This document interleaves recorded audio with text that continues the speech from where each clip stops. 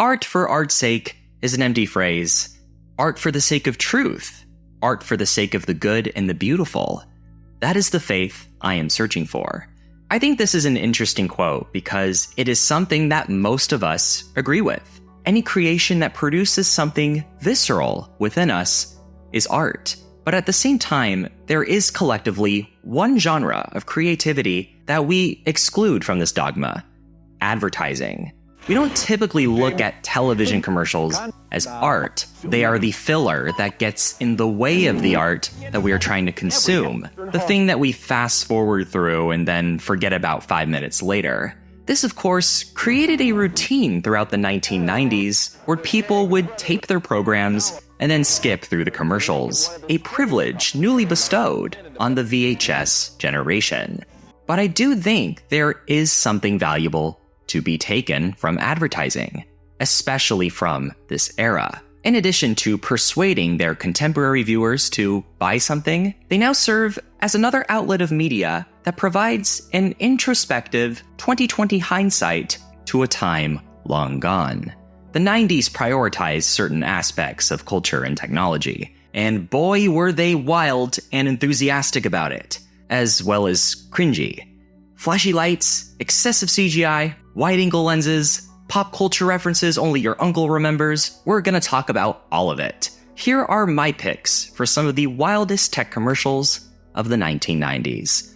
The first ad on this list comes from arguably one of the most iconic tech marketing campaigns of this period, the famous release of Windows 95. While it was by no means the first release of Microsoft Windows, it was definitely one of the first versions of the operating system to gain such wide recognition on a mainstream scale, a watershed moment for both Microsoft and personal computing. And the ads did not shy away from this fact. They were loud, fun, and full of energy, a big contrast to much of the more mundane ads from their previous Windows versions, which primarily just focused on the workspace and niche computer crowd, with the 90s being the decade where the common household saw mass adoption of the personal computer. This was the first operating system that was truly for everybody, and Microsoft wanted to make it feel relatable. Maybe a little too relatable?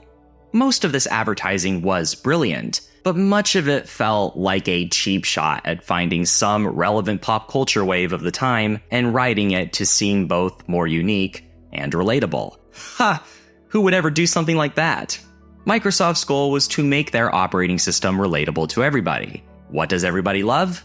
The show Friends. So, in one of their instructional promos for the product, they hired on Matthew Perry and Jennifer Aniston to showcase the new program in what they called the world's first cyber sitcom. Incredible. You've got all the token 90s cliches on display. The popular heartthrob main characters, the nerdy secretary, the creepy guy. Let's look at buttons. Oh, poo-poo. Oh, now you've lost any chance you might have ever had. The character that shows up to throw in the occasional non sequitur. How about a complimentary squeegee? No thanks, we just ordered Chinese. It is clear that this cyber sitcom was not written by the cast of Friends, which explains why the tone and humor feels quite off from your typical Friends episode. But in addition to being a very dated spectacle today, this instructional ad inadvertently shows just how much 90s sitcoms seem to rely on the use of canned laughter to make a joke more funny than it actually was. Now, is this a claim that's backed up by any data? No, not that I'm aware of, but just an observation of mine. Now let's load up the taskbar. Taskbar? Is that anything like a Snickers bar? Does that have nougat? What is nougat? Does anybody know that? I saw that. Now, I always enjoyed watching Friends growing up. It was definitely the kind of show that I could have a good time laughing at after a long day and not have to think too much while doing it. But this whole thing kind of reminds me of those videos on YouTube where people removed the laugh tracks from episodes of Friends, and it just comes off as very awkward and borderline creepy. Commercials like this feel even more potent in that regard because of the fact it wasn't made by anybody who worked on the show, and because its objective is to sell something, rather than just being solely a form of entertainment. so the comedy feels a bit slapped on, a secondary element of the ad, making it feel much more rigid and out of place. Some of the jokes actually are pretty funny, though. Jennifer, do you like cats? No. Ah, then you're gonna love this. Did I just say no? Along with words like cyber, I do love the other outdated lingo that's used throughout this whole thing. Look, Maddie, I'm computing. My favorite thing in this video, though, is the innovative approaches people took to using many of the digital conveniences we take for granted today. For example, in 1995, ordering food online for delivery was still very new and basically in its prototype phases. A more primitive workaround to this that effectively achieved the same result would be to fill out a document of the restaurant's menu, pick the items you want, and then fax your menu to the restaurant. Now, obviously, when websites continued growing in popularity and started adding payment portals to their pages, the need for a fax machine became less necessary, and now all you needed was the computer. It goes to show how much the World Wide Web has provided us with digital alternatives to technologies we have been using for decades. It really was a game changer for so many reasons, and now is your chance to partake in its development as well. I know you just love surfing on the net, but what if I told you there was a way to create your own wave while doing it? Well, I know just the way to do it. And it's all thanks to Squarespace. Just a couple clicks and you're online, but you're not the audience. You're on the stage. Squarespace is an all-in-one website builder that makes creating your own page easy. With its cutting-edge design tools, you can put together a template made just for you, based on your profession, preferences, and even personality. And once you pick your template, you can always make as many changes to it as you want. Who thought of something so stellar? It is all that in a bag of chips. And if you're going to be surfing the net, why not make some money off it? With Squarespace's payment portal, you can sell your own products and services to any of your visitors, even to those who live internationally. And if you start your free trial at squarespace.com and then head over to squarespace.com/nationsquid, you can get 10% off your purchase of a website or domain name. Sounds pretty rad to me. Bling bling. I'm feeling jiggy. I'm ditching this popsicle stand. I got a website to build. Now, as we've discussed many times before, a big reason for Windows 95's success was, no surprise, the rising popularity of the internet. Since its primary purpose was to connect everyday people like you and me instantly all around the world, it made sense to market the operating system in the same way. As a result, many internet service providers took a similar approach with their advertising. They did this by hopping on all the design trends of the time, because with the rapid advancement of computers, naturally came the growing capability of CGI. Now that you could use a computer to generate pretty much anything you want, it was the perfect opportunity for the 90s to create their own version of what the future was going to look like. And the internet was also the future. This ad from a growing ISP at the time, known as Newcom, really embraced this concept, including futuristic visuals, gadgety sounds, and neoteric terms that embrace this new space, like the information superhighway. This obviously looks very dated now, but consider just how new CGI was at this time. Terminator 2 was released only a few years before, a film which was known for its groundbreaking computer animation, and features imagery that I think is quite similar in appearance.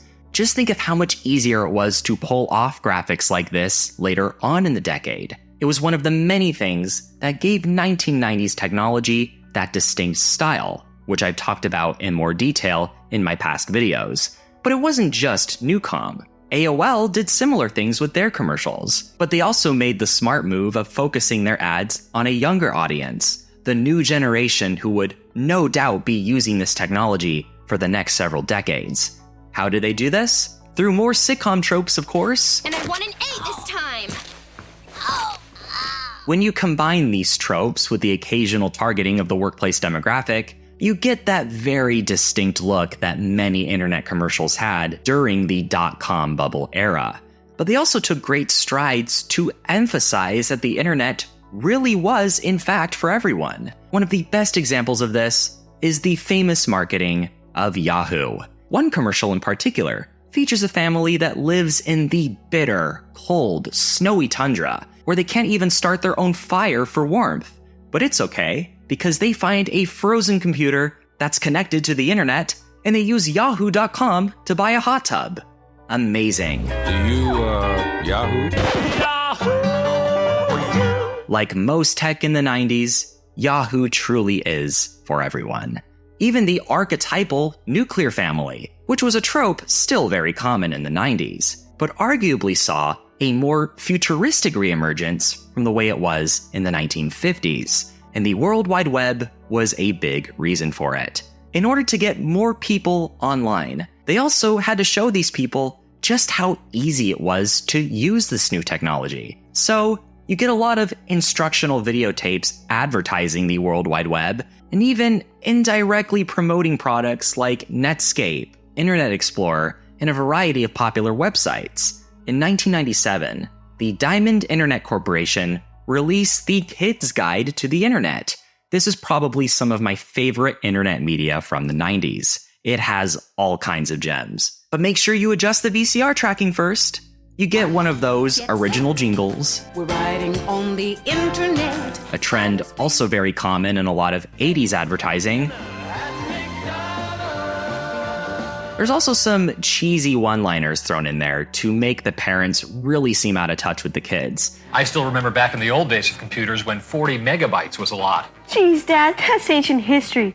Did you have black and white televisions back then, too? No, and we didn't have Duke Nukem either, and if you're not careful, neither will you. Sorry. Busted. They even take the sort of Charlie Brown approach, where the parents aren't even seen for most of it, and the kids take over, teaching and entertaining the audience. You've also got the neighborhood friends coming in to add to this headcount, including the typical little brother character that is mostly just comic relief. Surfing? That sounds pretty cool already. Andrew, don't interrupt. And of course, some dark foreshadowing for the future generations. Now that I've gotten on the internet, I'd rather be on my computer than doing just about anything. My favorite segment of this video is when they use Netscape Navigator to go on whitehouse.gov to write an email to President Clinton. Sorry, Peter, Mr. President did not see your letter. His email was set to interns only. At least it didn't go on whitehouse.com. The first take didn't make it in the video. I've known about this video for years, yet I didn't even realize until I wrote this that The Kid's Guide to the Internet is actually a sequel. The original was called The Family Guide to Computers from 1996, and it's somehow even more awkward and dated than before. In the good old days, this was known as typing.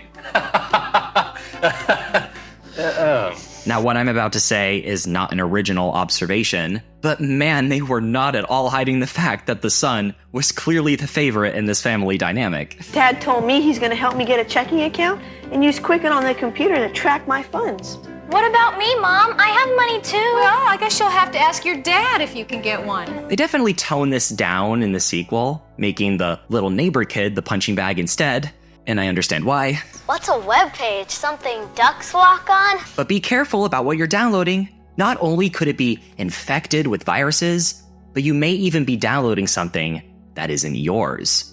With commercial advertising of the internet, also came public service announcements. The kind of etiquette and respect for the law that people should be following online. Like fighting piracy. Don't copy that floppy, because it may be stealing. This is a particularly interesting one because it dates all the way back to 1992, showing that even though a lot of the internet was indeed not regulated pre-Napster era, there still were some efforts to combat copyright infringement. I like that this is early enough in the 90s where you still get a lot of that leftover 80s culture spilling in. Like when the girl in the video tries to make a copy of her game to play later, which prompts this rapper to show up on the screen, telling her that piracy is wrong. Don't copy that floppy. Now let me introduce you to This is no surprise, given that this PSA was actually made just 3 years after the release of related Belgian techno anthem, Pump Up the Jam. The rest of the video then shows interviews from game designers talking about how piracy affects them and their hard work. After all, as we've learned, if you tell the internet not to do something, they won't do it. Don't Copy That Floppy has since been copied and uploaded to YouTube. And lastly, I want to talk about what is definitely some of the weirdest phenomena to occur in online marketing: .com bubble commercials.